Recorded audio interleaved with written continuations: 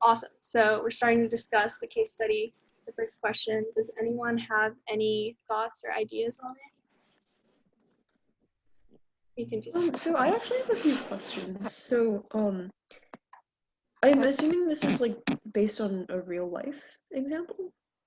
Um, adapted from like some things that I was reading in the news about some schools. It was more of a middle school and like high school situation that was opening in Georgia, and they were kind of trying to do something like this. But I obviously just adapted it and like made all of the background information a little bit more like succinct, and I made younger students because I think there are different challenges that can arise with younger students versus like high school or middle school students, but it is adapted from like a real life situation. Yeah. Okay, so to help me make my decision, like I would, so um, like when the background says that online courses will be up to the same standard as in-person courses, so um, does that mean that they would be like not at the same time? Would there be like a separate class of students who are taking classes online? Yeah, it would basically, I was just basically thinking like, basically like the up to the same standard just means that like the quality of instruction is the same, but the difference is that there will be like online instructors that cannot like make it or come, and then like the not the norm but like the default would be going back to in person, because that's what happened in a lot of schools at the beginning of the semester. And then, what is the reasoning of this school for wanting teachers and staff to return? Or Yeah. is that like something Wait, that sorry. we can assume ourselves? Oh, well, no, so because like we could also say, well, if it's because if they're being encouraged to return because it'll increase the quality of education for the students, then that is a good thing, right? But like, is that the reason? We can't assume like what the reasoning is, right? Yeah, this is presenting like the model that this school has presented, Uh-huh. and they're not telling you like their reasoning, because a lot of times like things just happen in these schools, and teachers and students kind of just have to like deal with it or like find ways to like work with it. So yeah, this is like the model that the school is proposing, and we're basically just trying to like critique the model, say like where cracks, where things can slip through, and like look at it like the ethics lens and like all of the different like issues that could arise. Yeah, but good questions. Yeah. I have a question as well. When we're talking about, or in the background, it says something about providing a laptop and headset for online students. Does this also like take into account of like Wi-Fi and like other like technical issues that might come with like where the student like stays? Yeah, so you guys are bringing up, like, that's a really good question. That was actually one of the things I wanted you guys to, like, hit upon when we were discussing, like, if it's equitable, because obviously you can give these things to students, but there's no way to ensure that, like, their own home situation is going to provide that equality that goes hand in hand with providing students the resources they need. So yeah, that's one of the potential issues that could arise with this model being equitable, for sure.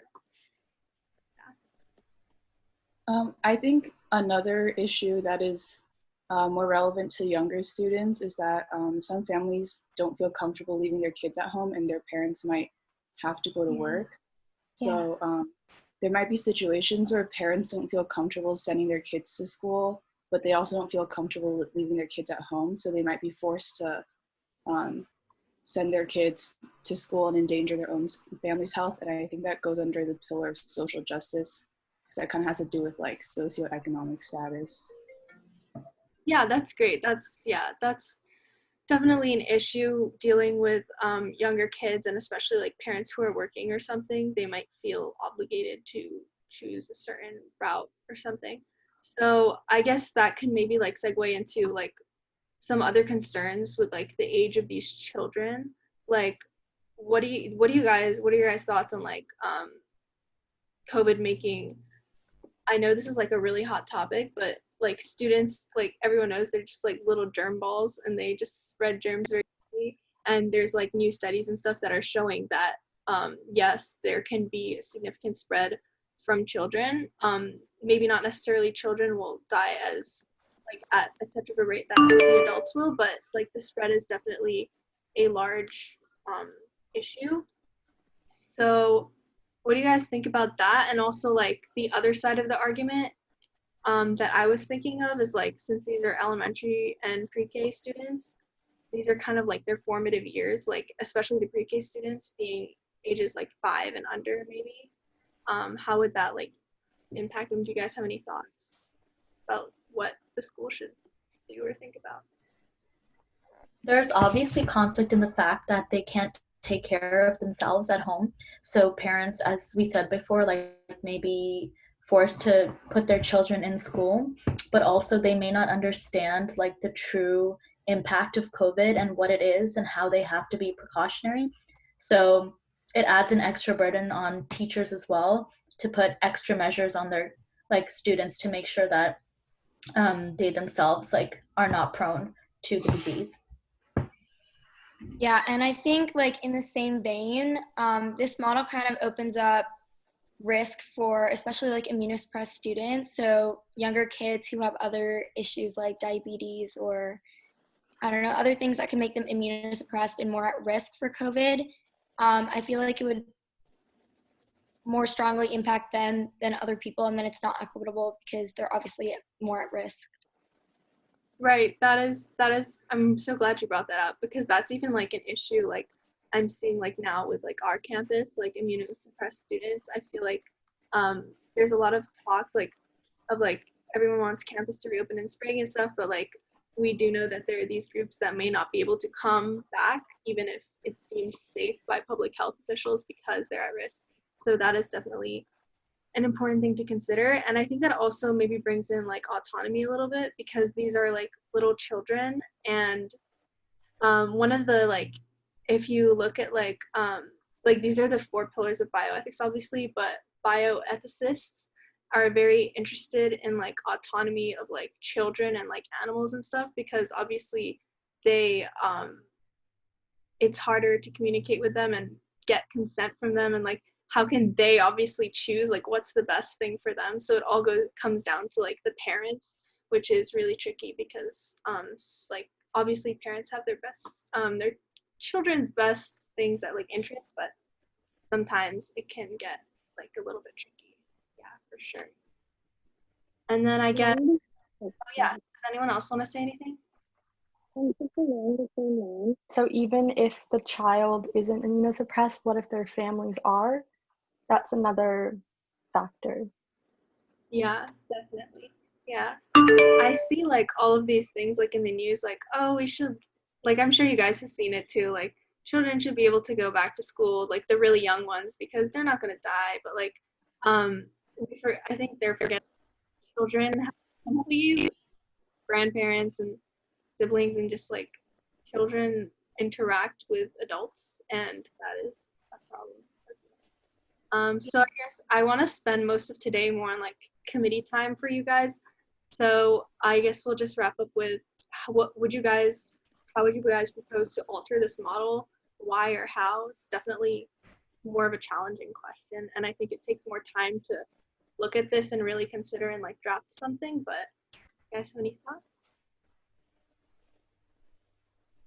Can I add something quickly? Yeah. I think we also have to remember that elementary school and pre-K is like the stage where these children are also developing socially with like, I mean, this is a question.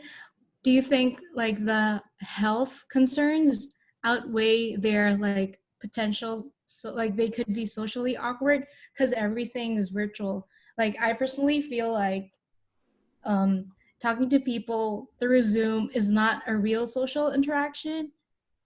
So yeah, just putting it out there. Yeah. What do you guys think about that? Because I think it's a little bit different from like us just having Zoom classes, because this is like from ages like 3 to 5, it's like when like all of their like motor coordination skills and like social skills and stuff are like, these are like lifelong like impacts, and they could have like detrimental impacts on like a whole generation. But what are your guys' thoughts about I think the best way to answer that question is by looking at actual data of, comparing the risk of younger children spreading, actually like contracting the disease in schools and spreading it to their families, and balancing that risk with the risk of not allowing them to socialize during these years. So yeah, and I'm having trouble thinking what to say. So yeah. that? Makes sense. That's definitely these warm-ups just to get you guys about it, but obviously when we're in committees, you guys like the projects or the ideas you want to pursue, you can really just go like into those like details about data and stuff and really try to draw some actual conclusions, which will be really, really cool. Okay, so I guess we can move on to the next slide, Victoria. Yay, okay. Yeah, these are just some quick updates, but I want to spend time on committees. So obviously fall semester has begun, and then that's something that we talked about in the case study, that there were many school reopenings and failures in the news, and there has been studies showing more children are testing positive for the virus. And then I know a lot of you, or a lot of people in the last meeting were in the healthcare committee, so hospitals are still struggling with patient influx, resource allocation, but they have had time to devise systems to mitigate the effects, so we don't hear about that as much anymore. But the deep systemic inequalities in the system and the burden on the professionals themselves are still very pertinent and there. And then quarantine, I think nobody from the quarantine committee is here today, but basically like quarantine, like formal quarantine has been lifted in most places, but they're like slowly easing it with like certain restrictions and stuff. But I do know certain places, especially like some counties in California, have reintroduced like a period of quarantine if their city is extremely like has like a high and that was just like the stats of like the world. And then yeah, you guys probably know what's going on. Like the US is really awful right now. Like the US is just the epicenter and they're horrible. Okay, next.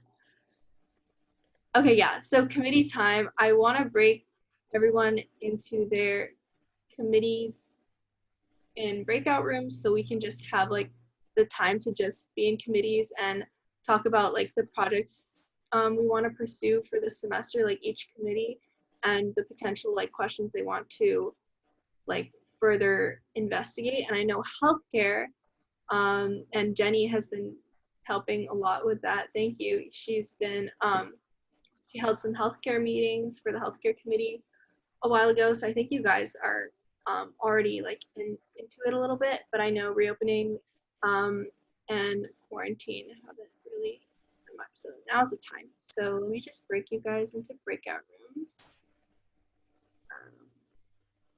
Let me do that. And oh, let me go here. Are all of you guys on here in some way, just so I can break you up properly?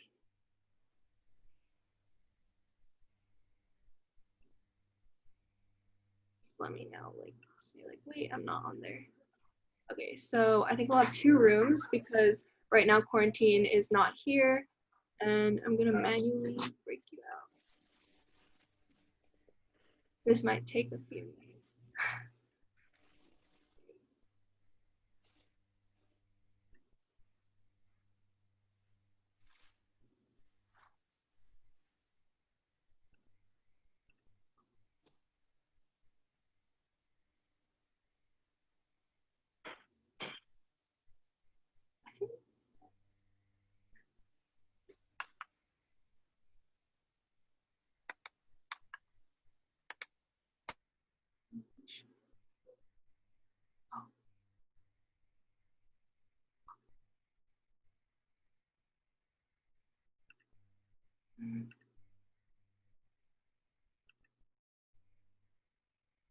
So many people have names that start with A. Okay. How do I go into a breakout room? Okay, well, I'll just put you guys in the rooms. You might be able to jump around as a host. I remember like a GSI doing that. Yeah, I put you guys in. Cool.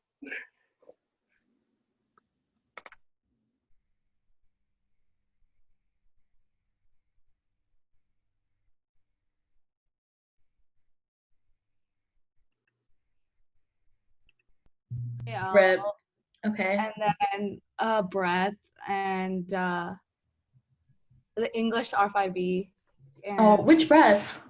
I'm taking Italian 130, the arts and lit. I heard that's like a really nice fun class. Oh, really? So far, yeah. It's online. It's supposed to be like my schedule has it 2 days a week, but she's like, we're gonna do it asynchronously, so she posts like a 20-minute video. Oh my god, no, the struggle. Italian department's really chill. I had an R5B from there last semester. Oh shoot. Right. I took Italian R5A, and then I really wanted Italian R5B, but my enrollment time was like trash, so I got I got nothing I wanted. It was so bad. Italian was really. I was like for 3BL, I was on I think like 130 on the wait list. No way. I heard 3BL was like I took 3A over the summer, but I didn't take 3AL because I had like an internship and I was worried about like. Oh, congrats! Thank you. So I had to take 3AL now, but a lot of my friends who like wanted 3BL, like they had like relatively good enrollment times, and they were still like struggling to get like the time they wanted. This is struggle. Yeah. Oh hey, if you need 3AL stuff, I got you. Oh shoot, thank you. Yeah, of course. Our lab prof is like kind of chill. He's like, you don't need to attend like lab lectures. It is chill. It's like it's totally chill. Okay, cool. Pardon? Yeah, I have Michael Juro. Yeah. Ooh. How was 1AL went okay? Yeah, 1AL went really well. Yeah. I'm so glad. Good. I'm gonna TS again next semester. Oh shoot! It's like in person, right? Yeah. Yeah. Hopefully. All right, so we all are reopening. Yes. Right? Is Victoria here? Yes, she is. She's like great. Okay, cool. And then, okay, great. So basically, I know, not much has happened in this committee. I've also been pretty busy, but I guess I just joined because I think this was the committee where we had less people. Like I know today healthcare has less people, but like the people that aren't there, like when you add them in, healthcare is like larger. So I just jumped on and so did you guys have any ideas for any projects this semester? Basically, the main one that I brought up at the last meeting for this committee was what was it again? Oh, it was drafting. It sounds boring, but I think it's like important or something. Maybe you guys put your opinion out on this, but drafting like a comprehensive like reopening plan for our campus like in the future. Like I think that could be something cool to do because like obviously it's our campus and we're invested, and I haven't heard like everything's so up in the air. So I think it would be interesting, and if it's like if we think some of the like ideas we have are really feasible, we could possibly present them to like people who are higher up than that. But what ideas do you guys have? Google Docs, and I kind of organized it by like state reopening, education, or who I put that on there.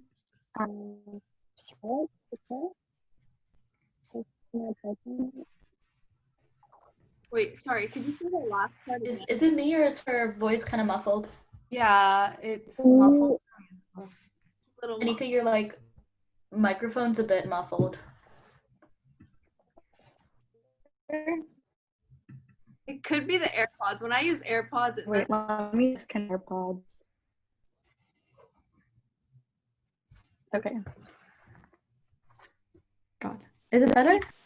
Yeah. Wait, I So don't know. like what level of like projects or solutions are we looking for? Like what is the scope of it? Like what are we, could you like give an example or? Okay, right, yeah. So it's like anything that basically is like within our power to investigate. Obviously, we can't create like things on like a larger level and stuff. So like, one thing that like, for example, I'll give you an example of like quarantine. Like something they were thinking about was like creating like a survey to give to like their friends or like their like the class of 2020 or whatever, or just like the student body about like mental health and quarantine among Cal students specifically. And it's just like a research like project for that. That would just be like a straight up like research project. But yeah, that's an example in quarantine, I guess. And then I like have yeah, go ahead. Oh, okay, so like what happened in like a bunch of my like breadth classes that weren't like asynchronous or recorded because they were like discussion oriented was like the people who are like in like China and stuff, they were like taking the class at like very odd times, like 11:30 at night or something like that. And I know a lot of STEM courses, they have like the facility for the professor to be like, oh, you can attend the live one and then I'll post the recorded one later.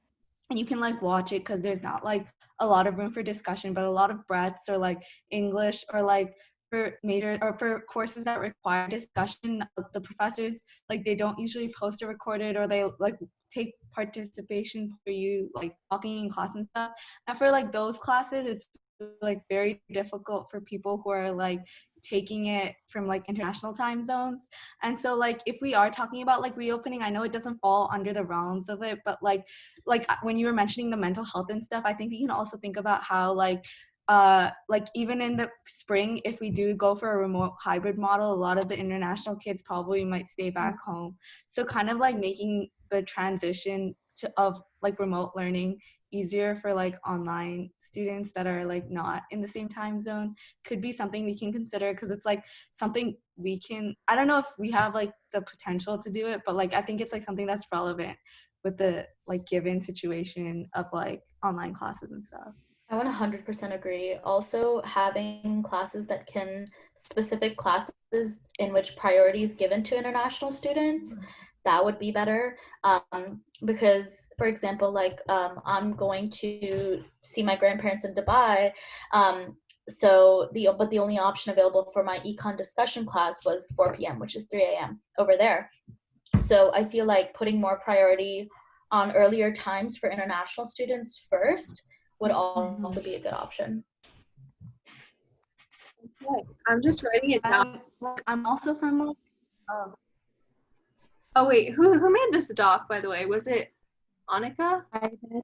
Yeah. Okay, awesome. I'm just writing down these things and like at the bottom, I don't know, I think it's shared with all of you guys too. So like the bottom of the project proposal. Yeah, totally. That's what that's for. So totally.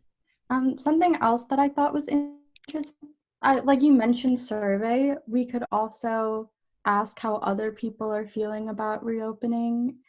For me, like over the summer, I was supposed to stay in, well, for this semester, I was supposed to stay in iHouse, but then they canceled because COVID cases were increasing on campus because of like frat row. And I guess kind of like how something that's interesting is in terms of reopening, how Berkeley has to manage properties that aren't part of.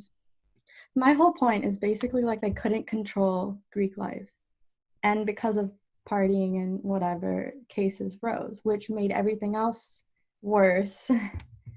Like canceling iHouse. For sure. You guys think it would be interesting? Yeah, I think I still hear it. I'm on Berkeley campus right now, and I pass frat row almost every day, and I see frats constantly partying.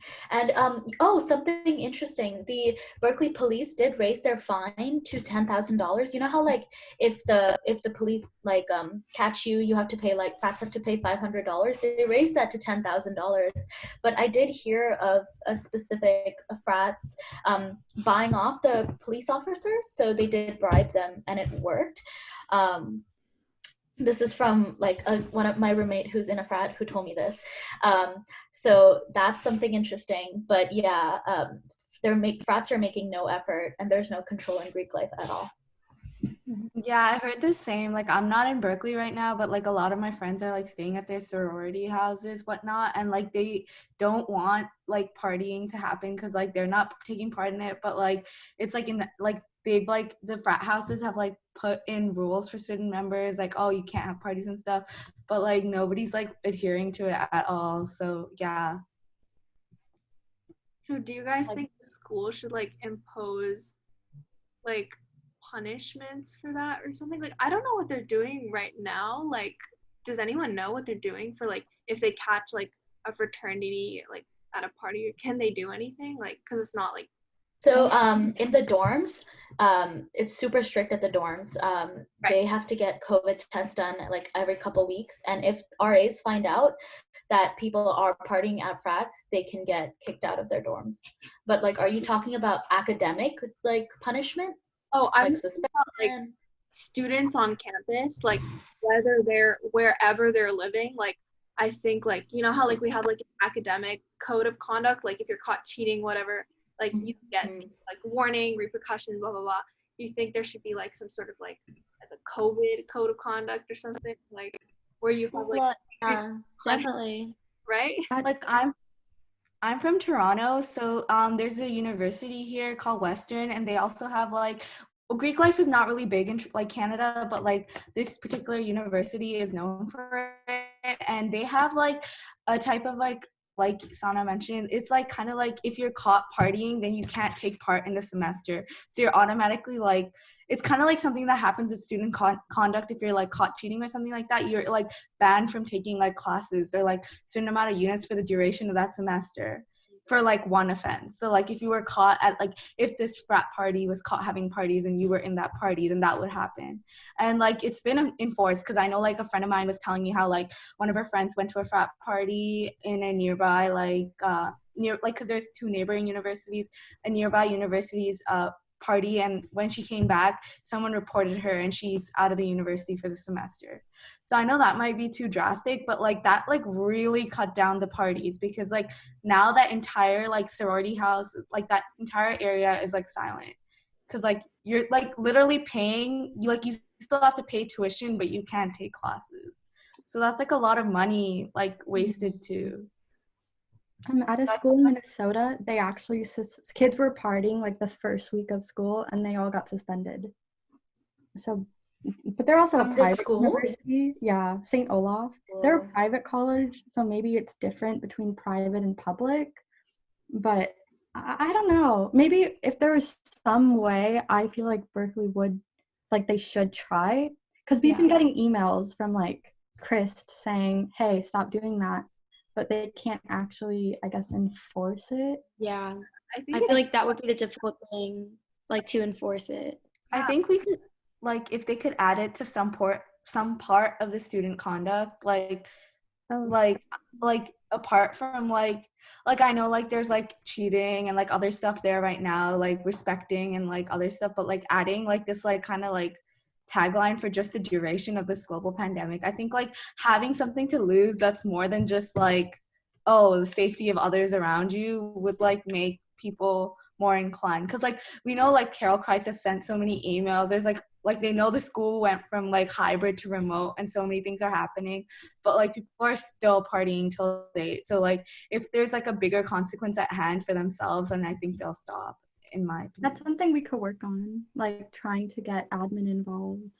Yeah, I think that's a really cool project, especially because like a lot of the people who are like partying and stuff are like freshmen and stuff, and they just think like, oh, it's my first like year of college, there's no consequences. But I think if they see something official, they'll be like scared more. Because you're right, like Chris, she's just been sending out like emails like, don't do this, like think about the health of others, blah, blah, but like honestly, like freshmen and like students who are like don't really care, like they're not going to be thinking about that when they're partying or something. So I think consequences, even if like the first offense is a warning, but they have to sign some sort of form where it like goes on their record or something like that, kind of like cheating, then I think it'll be like a deterrence. So yeah, that's pretty good. I like highlighted that one because I think you guys were pretty interested in like pursuing that.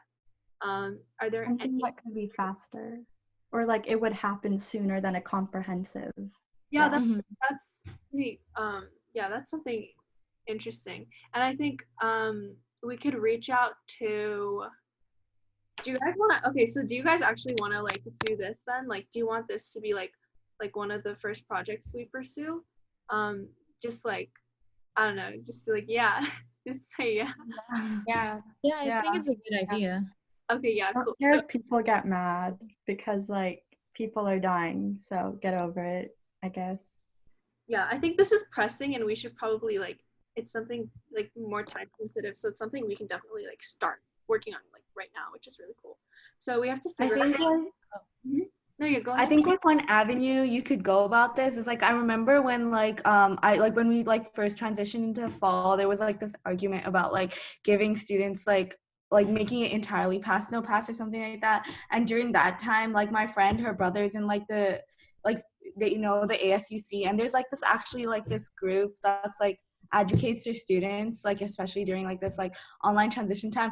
I don't know the exact name right now, but it also came out during the time when like 3A like over the summer had like a lot of cheating scandals. So like that chat got like recycled into the FB group, and it was like for anyone who like wrongly got accused of cheating and stuff. So it's basically like a student group that like directly brings issues from students to the ASUC in like a timely manner rather than like us trying to get directly to the ASUC. So I could always like get that link back and add it to the group chat. I Yeah. mean, like Google Doc. Pretty. I'll just put your like name next to that. Every me for like looking. Oh my god, I'm spelling your name wrong. You can just call me Abby, ABI. That's fine. Okay. I'm so sorry. No, it's fine. So yeah, that's something that's really cool because yeah, I like logistically this seems hard because how are we gonna get like campus officials to like change anything, or like how we like reach the like how can we change the actual student code of conduct? So I think the ASUC has like resources and they're like well connected, and reaching out to them could be really worthwhile. Do you know which senator's office it was in? Was it Liam Will by any chance, or I think so. Oh, okay. I think so. Yeah, like all I knew was like when this like whole like it first resurfaced, like I remember my friends like sending me that link and being like, oh, like this petition's going on from this like group, and then it resurfaced again during like 3A when I took it over the summer because like a lot of my like friends got accused of cheating and they didn't really cheat, so she sent that link out to them. And yeah, during that scandal time, like you remember when like Pete was like 1/3 of the class cheated? Yeah. During that time, like I was in this like like you know the discussion groups they split us into? Oh yeah, like, I know that. Yeah. So that discussion group, we had a group chat, and a couple of girls there, I don't really know them, they sent that link out there saying like, oh, we got wrongfully accused. If you did, like this is a group, you can bring out any of your problems. And I think this group became more active during like this COVID time because a lot more people like started having like issues. So I think it's just like a funneling system to the ASUC. So like not like random ass like complaints get sent out, and they actually like filter and make sure like we have all the resources we need before like it goes to the ASUC. So I think it's like a very good like first step that we can take if like this is our first project. Yeah, that is pretty cool. So Abby, I'm just gonna like if you guys go to the bottom of the document, you guys can add this too. It's just like under this like plan for this project. So I'm just trying to like delegate tasks so we each can like contribute something to like this effort.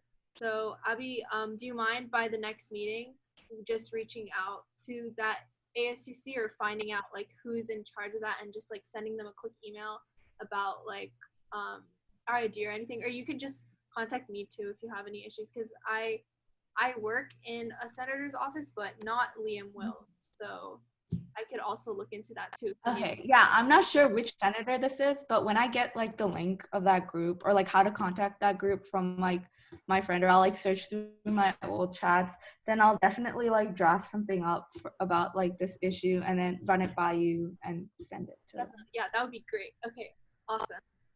So what else do we want to consider for this? I think we could also benefit from like doing some research on the current policies, like at least for like the units and the dorms and stuff, because I think like if the people on frat row are going on campus like for any reason, then you could definitely enforce whatever restrictions that they have for the dorms.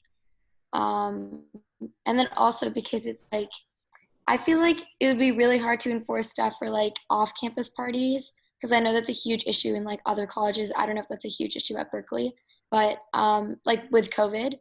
But I think like doing research on the current policies and then also I think like yeah, I think that would be a good place to start. I had another idea, but I completely forgot it. But Yeah, definitely. yeah. Do you want to like start looking into that like research about like the policies and like Mhm. and stuff? Okay, awesome. I'll just put it down, Anisha. Yeah. Cool. Yeah, because Okay. we could like if the dorms have some sort of policy, it could be like a warning system or like a recommendation system. It could be interesting to maybe adapt that to fit like the larger student body, and obviously it won't be probably as like stricter. There's no way that you can like control the students as much as they are in the dorms, but it could be some good ideas. Okay. Yes. Was someone saying something? Wait, sorry. So I just got the link for the student advocate's office. I don't think it's like Liam Wills or anything. I think it's just like in general, and they have like my friend told me that like you need to send like fill in the case using like the form they have online, and they respond to us within 24 to 48 hours. So you can't like they need to respond to you first before like you get into the details. So like now we just apparently send like an overview. So we say like, oh, we're like bioethical, like we're like this organization, we're trying to like we're working this reopening committee, and we're trying to figure out a way to implement a rule into student conduct that will ensure that people don't have, or like frats don't have more parties or whatnot. And they get back to us, but I need to give an email address that like I think would be like associated with this group. So do you want me to give my own, or Okay, you're gonna reach Ethical the email, email right? that I just posted down there. Is that the email that the pardon? is the email I posted on the doc the one for the advocate's office? Because I found it on like the bottom of the page, but I think that might be the one. Like to send the email to.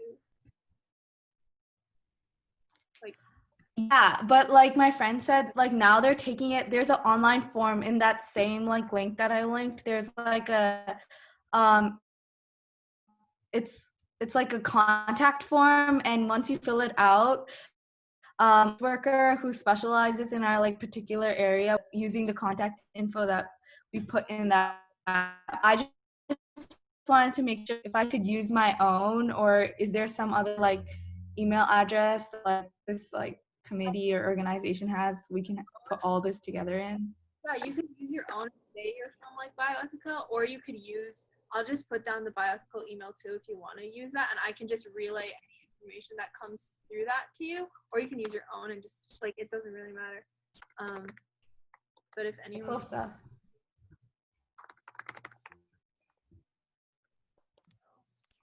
So the contact form is like under contacts all there. So should we like draft a plan to put under how can we help? Yeah.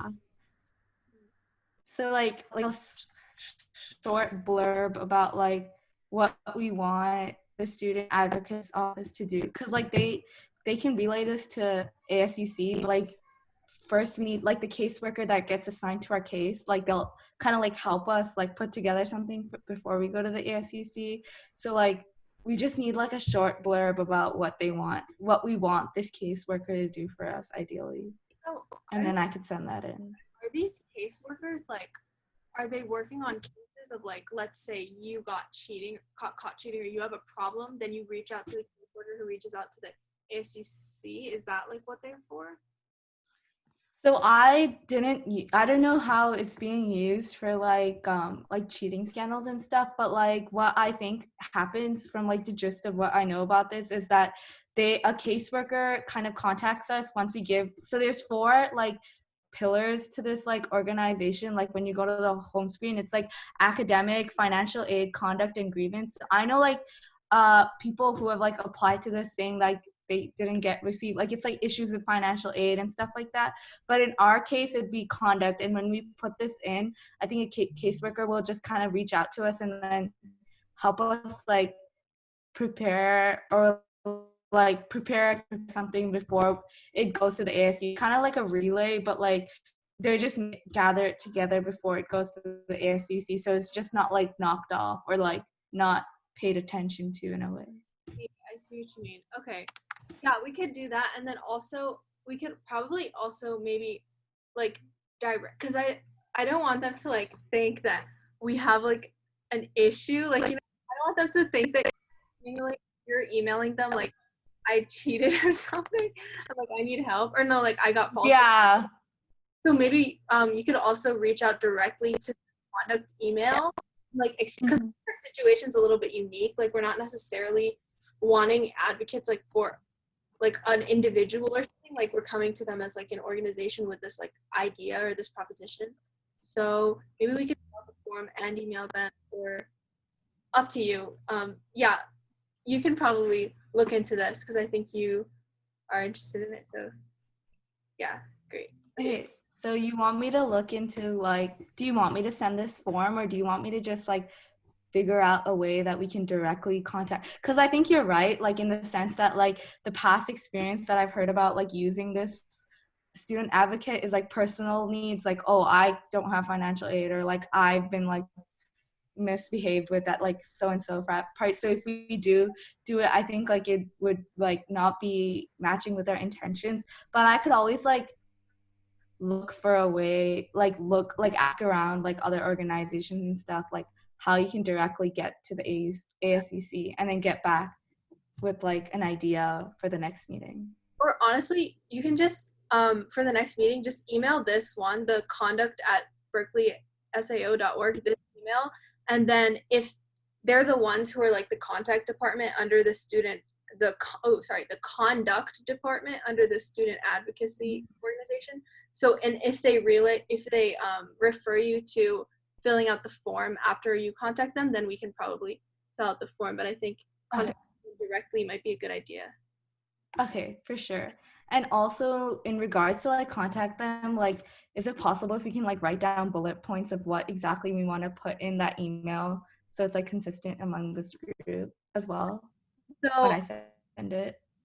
Right. So who want to like preliminary plan or like formulate like the code of conduct or the points that we're raising, who wants to do that? I think it was it Annika? I don't remember, but I can definitely help with it.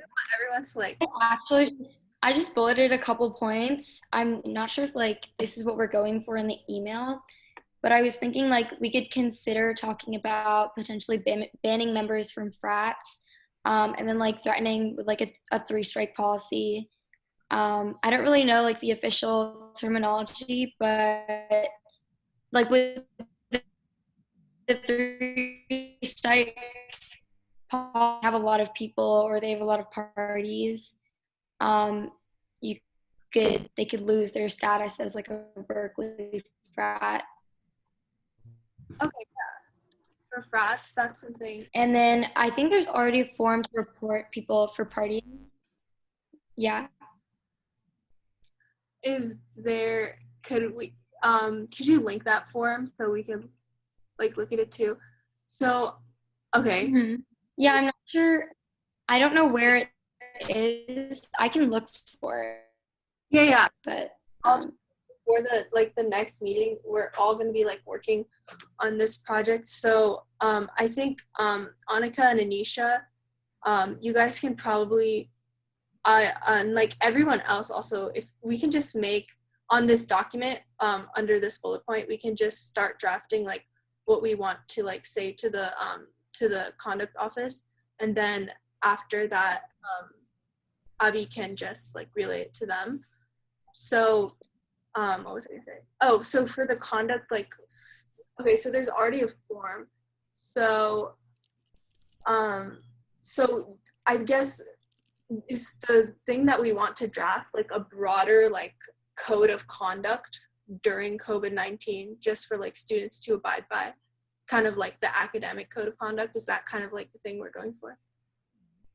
I think like instead of like we could obviously always like establish a new code of conduct, or we could like go about this by like just addressing this issue and like just like what we did earlier, like being like, oh, like there's this issue with like frat parties still partying, like Anushka said earlier, like she's actually at Berkeley, and then just mention that like us as an organization, like we thought of a way to like alleviate this issue, and that's by like changing the student conduct to like ensure that there's like some type of a personal like consequence on the people that party. And here are some of the ideas we have. That way it's like less like, oh, here's a new student code of conduct, but like more like like more like room for like them to like, or like someone that's like more experienced in like the code of conduct and how it works to like kind of give us insight, so we can go about it that way if that's something. Right. Just like a proposition to like amend what is in place, or to create like a temporary until like COVID like a temporary like addendum to the current code of conduct or something like that. Yeah, exactly. Like what like our ideas for like alleviating this issue. So we kind of go in with like the problem and what we want to do about it, and they can figure out whether to like change the student conduct or like put like an addendum, like you said. Okay, that's like up to them. Yeah, awesome. So we can I guess before the next meeting we can like start drafting that, like collaborating on that down here, and then so the people who are researching on the current policies, Anisha and I, just wanted to make sure that everyone had like something. So Anushka, do you want to also do that, because you're kind of like there and you're kind of like in the thick of it right now? Sure. Yeah, awesome. Sure. Oh my god, I know how to spell your name. Don't worry. You're kidding, right? That was my okay, yeah. So thank you everyone, and then Victoria, is Victoria here? Yes. Yeah, I'm here. Okay, so I guess like we're all just gonna be working on like this, like the code of conduct, and if we have any ideas, we'll just like write it down, obviously. So Victoria, we can just like hop on that, and we can all do like research, because we're all like interested in this. Okay, so I think this is a cool plan. So before next meeting, we are going to have this, or we're gonna first like draft like our proposition to the office in the student advocacy organization, and then we'll send it to them and then see what happens from there. That would be really cool if they like maybe refer us to like the actual like the student office of conduct to like create something new or something. That would be cool. Okay, great. So it's 7. I want to quickly, I just want to like reconvene real quick with like group to like check with like healthcare and see how like everything is going. So I think we all leave the room. We'll all go back to the main session real quick. Right. Yeah, nice work. This is something really cool that we can actually hopefully change, because yeah, I agree with you guys. I've just been seeing like egregious like story after story on like Instagram and Snapchat of just everyone like partying with like no consideration. It's awful. Okay. Yeah. All right, see you guys in the main room.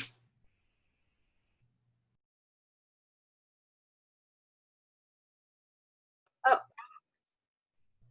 hello. Okay, so hi, Jenny and Carol. Is Carolyn? Did she leave? Caroline and Tasmia left. They had to leave, I think. Okay, awesome. They're not here anymore. I guess we're just gonna like obviously the meeting's like over, so leave if you have to, but basically what we did in reopening was we kind of we came up with an idea to basically like reinstate or like instate like a COVID like code of conduct for like to mitigate the effect of like frats and their partying and the spread. Yeah, for reopening. So basically what we want to do is we want to reach out to like the student advocacy like office. They have like a special office within the ASUC, which I just heard about from like Abby, and we're going to like hopefully email them about like our proposition and work with them to maybe draft like an addendum to the student code of conduct to like instate like recommendations for people who are caught in these situations or something. And yeah, we're gonna draft a plan for that. So what was going on with the healthcare committee? I know you guys are. Wait, I didn't hear the last part of what you said. You actually held a meeting, right? Like a separate meeting before this meeting. Yeah, so we did have a meeting, like we talked about like which, like before this one, where we kind of like figured out what topics we wanted to discuss. And so far our meetings have just been like reading about these topics, so like questions about like what should healthcare providers do in certain situations related to COVID, and like what should we do about vaccinating, or vaccination. And like our meetings have just been discussing those questions. So Okay. I haven't really thought of any way how we can like translate that into like actual like action. I was thinking maybe like we could all do write-ups at the end and create a little magazine to like summarize all our discussions, but I don't know if anyone else has suggestions for healthcare, like things that we could do. Yeah. That'd be cool. Like the nature of healthcare, it's like harder to create like impact or like some sort of research that we can do with reopening and quarantine that's like very close to like our lives and what we can do. Obviously we're not. Yeah. So I think it's if the rest of the healthcare group is really interested in just exploring like questions and maybe like just doing like a lot of like research on that and like really like going like deep into like the ethical like questioning side of things and just having really good discussions, I think that's cool. But if you want to use everything you've accumulated to maybe like do something later, that could be cool too. If anyone has suggestions. Yeah. Does anyone have a suggestion for healthcare? If not, that's just fine for now. If you're fine with it, Jenny, and the rest of the people in healthcare. Wait, hello? Hi. Your audio cut out for a bit, I think. Oh, sorry. I was just like, if you guys are fine with that in healthcare, then that's like totally, it's just like up to you guys what you want to. Okay, yeah, awesome. So I guess that's the end of the meeting. Thank you guys. I hope we can actually like get some things like before the next meeting. I'm really excited about like this code of conduct thing. And Jenny, if you want to be involved in that too, just let me know. I can just add you to the document. Because yeah, I know you might want to do something a little bit more than just like discussing. But yeah, I mean it's also cool to talk about these things because like I don't think about them a lot. So it's like a way to get more knowledgeable. Yeah. But so I actually have a question. For the third meeting, what will it like? Will we be doing things as like an entire club, or are we still going to split up into committees? Yeah, so I think we're going to have a little bit more of like kind of a mix of this time and last time, because I do like when we go into like a broad group and discuss like the larger bioethical questions and consider things through that, because I think it really helps us with like projects that we might do in the smaller groups and look at it through like a different like critical lens. So I think half of it might like I hope more people will come to the next meeting, because we announce it a little bit earlier and make sure the when to meet is like filled out properly. So half of it will just be like case study, and then probably if healthcare wants to like propose one of the questions maybe that they were considering more critically, and we could all kind of like have like a little debate about it or something, and then we can break up and go from there in committees. That'd be interesting because like we could talk about something that the healthcare committee's already talked about, and then see what everyone else, like if anyone responds differently. Yeah. Okay. Yeah. Okay. Awesome. So thanks everyone. You guys can leave now if you want, but yeah, we'll just be working on that before the next meeting, which is great. Okay. Bye everyone. Thanks. Thank you. Bye. Bye. Bye.